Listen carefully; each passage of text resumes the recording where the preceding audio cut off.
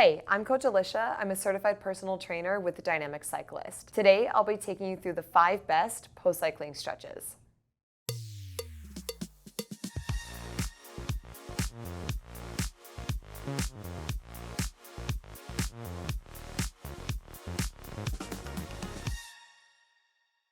Today you will learn the 5 best stretches to take you from stiff and sore after a ride to relieving tension and preparing your body for a faster recovery.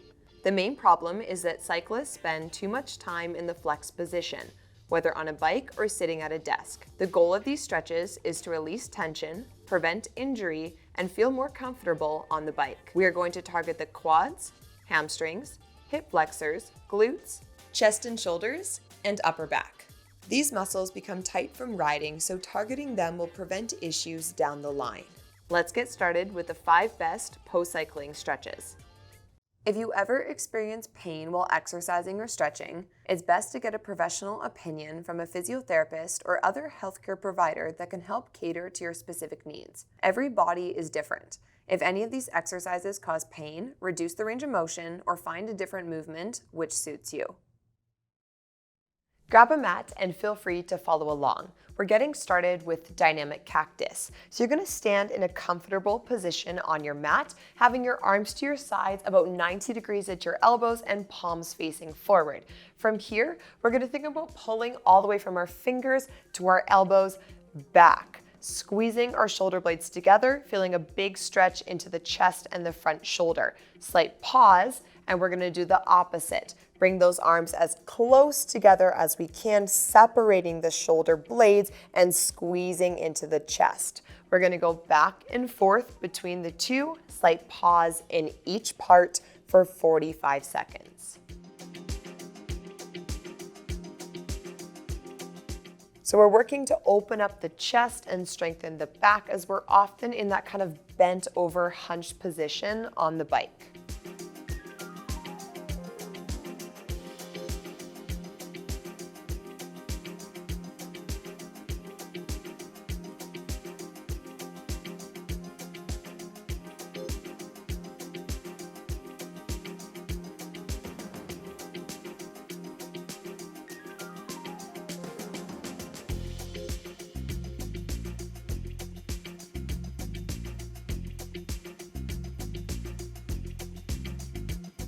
All right, and time is up. We're transitioning into seated movement, so go ahead and sit down. Next, we're moving into Pigeon Pose. You'll want to start in a high plank position, and from here, we're going to bring one leg all the way through. You want to fully extend the opposite, and we're looking to keep our weight just a little bit more centered and upright. Still can have your hands down for support, and think about taking your pelvis and just slightly tucking it under, or at least trying to really feel a stretch in that back leg hip flexor. We're going to be holding here for 45 seconds. Now you're also going to be feeling a stretch in the glutes of this bent leg, but by staying a little bit more upright with our weight into center, we're just going to increase the stretch we feel on that extended leg hip.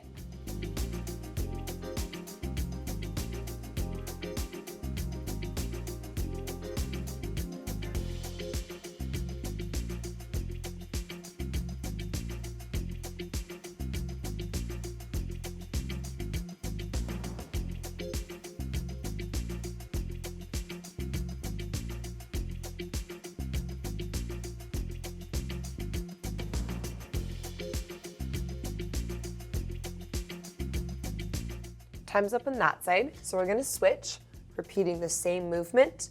Weight goes down to center, think about a slight tuck of the pelvis, and we're holding for 45 seconds.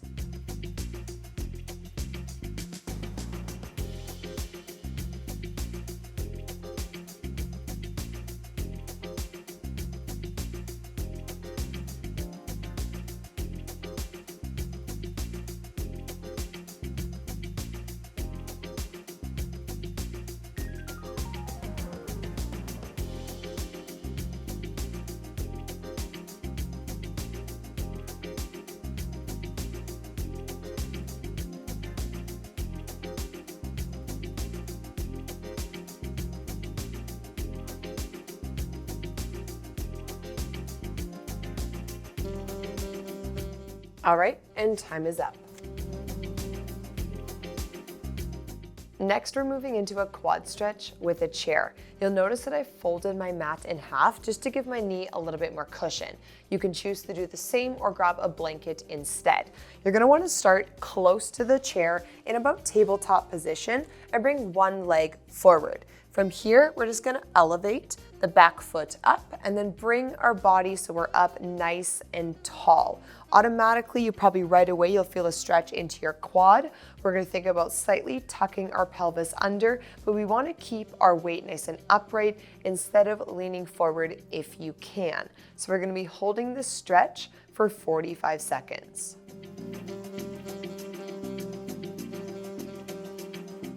We use our quads a lot in cycling, so this is a nice way just to kind of passively hold onto a good quad stretch.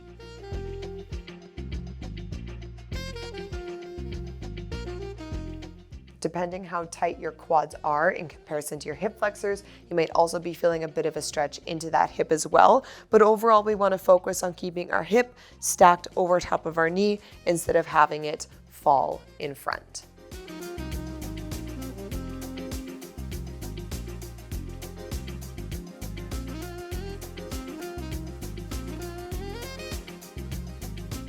All right, so we're gonna switch sides. Elevating the foot, taking your time to bring yourself right up to center, and we're holding on for 45 seconds.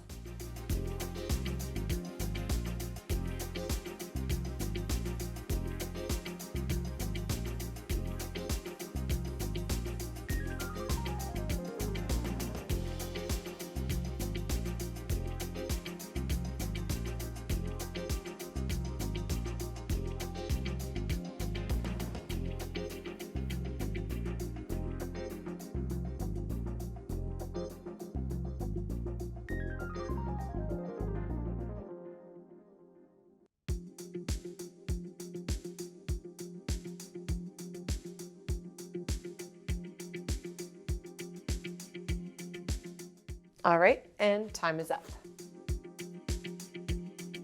Next, we're moving into Psoas Cobra with a wall. So you're gonna start on your belly, sliding yourself up towards the wall. So you're gonna push yourself back until your knees make contact with the base of it and your shins are up on the wall with your feet supporting. You're gonna have your elbows right underneath your shoulders and pushing the floor away from you so our chest is up nice and tall. From here, leave one leg in that position. You're gonna drop the other one down. Now you can keep your foot right in contact with the base of the wall, knee is bent, or you could slide that knee forward if you need to increase the stretch to feel it in the hip flexor of the leg that's left up the wall. So either keep it in contact if you feel it, or slide that knee forward to increase the stretch.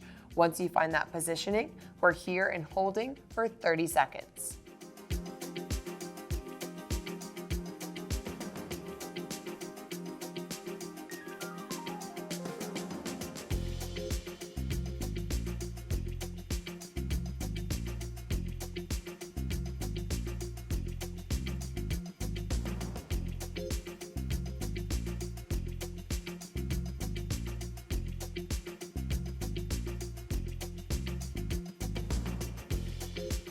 Next, we're gonna switch sides. So bring that leg back up onto the wall, sliding the other one down, knee forward as much as needed to feel the stretch, and holding for 30 seconds.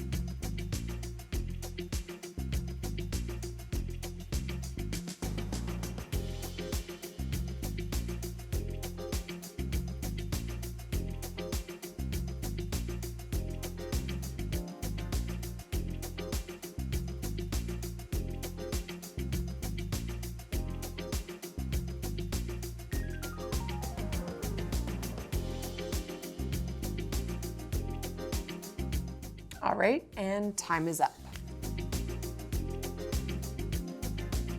Finally, we're moving into a hamstring hook. So you're gonna wanna grab your strap or belt, come down into a lying position, and hook the strap around one of your feet. You're going to use the strap in your hands and arms to guide your legs. You're going to try to relax your leg as best you can, have the other one flat, and then using your arms, the strap, you're going to guide your leg up, keeping a gentle bend in your knee that might have to increase depending how tight they are until you feel a stretch in the back of the leg.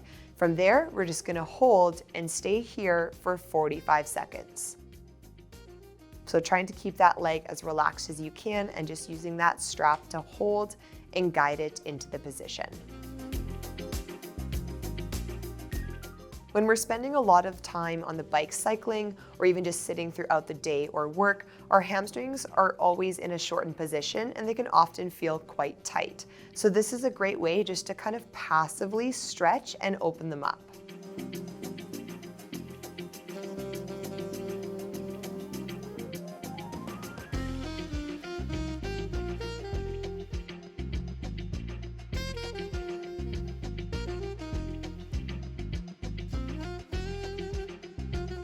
All right, time's up on that side. We're gonna release and switch, and we'll hold for 45 seconds.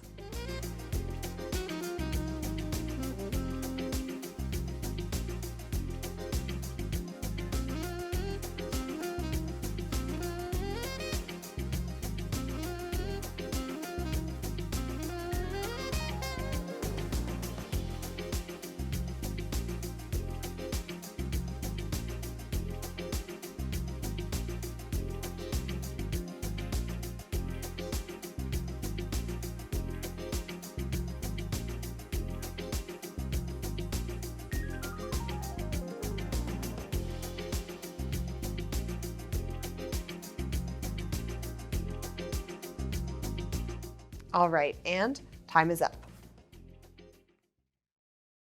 These are the 5 best stretches to do after a ride. Targeted stretching leads to improved range of motion, reduces muscle imbalances, and enhances recovery. Over time, this will improve efficiency and power on the bike. Join thousands of cyclists and ride pain-free with daily stretching, strength training, and injury prevention programs designed for cyclists. Download the Dynamic Cyclist app or click the link below to get started with a 7-day free trial. Subscribe to our channel to keep up to date with more mobility and strength tips to keep you pain-free. We'll see you next time.